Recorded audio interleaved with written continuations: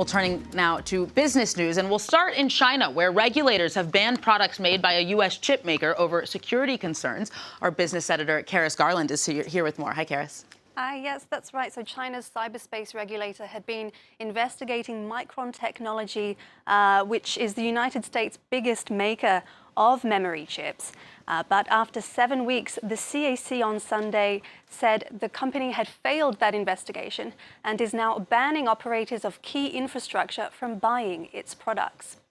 Well, in a statement, the regulator said Micron's products had serious potential network security issues, which pose a major security risk to the country's critical information infrastructure supply chain and affects the country's national security. Well, this ban could include sectors ranging from telecoms to transport and finance. Given China's broad definition of critical information infrastructure, it's also thought to be a form of retaliation to Washington's extensive export controls on chip-making technology to China, a move that the Netherlands and Japan have also followed suit on. While reacting to the decision, the U.S. Department of Commerce said it was inconsistent with the PRC's assertions that it is opening markets and is committed to a transparent regulatory framework. U.S. President Joe Biden and Republican House Speaker Kevin McCarthy are set to meet this Monday, resuming negotiations over raising the debt ceiling. The two sides are working to reach a deal before the U.S. government runs out of money to pay its bills at the beginning of June, triggering a default that could roil financial markets. The Republicans want massive spending cuts, while the Democrats say they need to back off their extreme positions. Catherine Viette has more.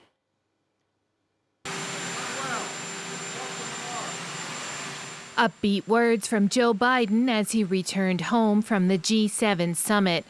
The president spoke by phone to Republican House Speaker Kevin McCarthy as the two sides are set to resume negotiations on raising the debt ceiling. McCarthy characterized the chat as productive.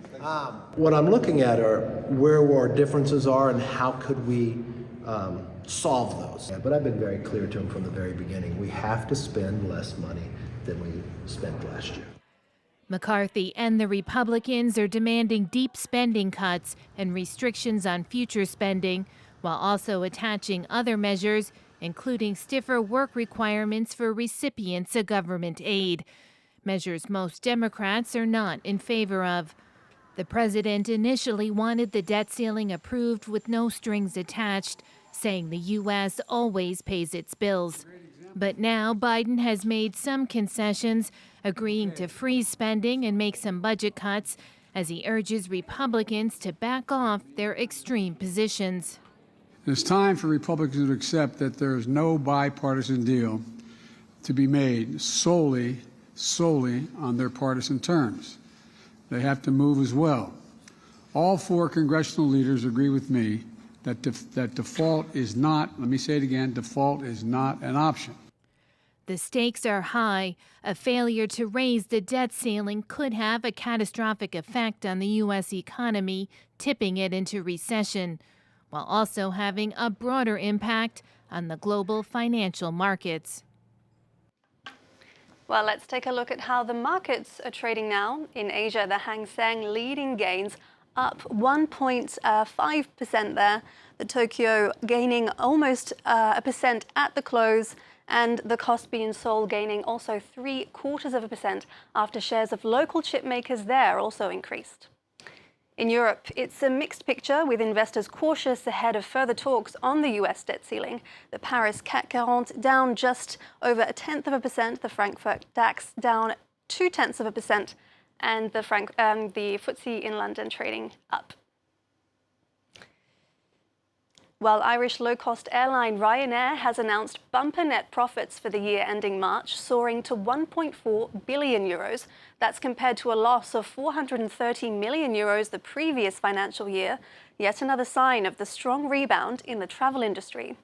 Passenger traffic leapt 74% to 168.6 million travellers, with fares 10% above pre-COVID levels. Indian Prime Minister Narendra Modi has met with Pacific Island leaders in Papua New Guinea.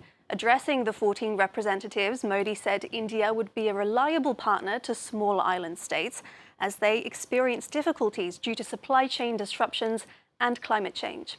The Prime Minister pledged to share capabilities and experiences in digital and space technology, plus health and food security. Well, that wraps up the business news for now, Erin. Karis Garland, thank you very much.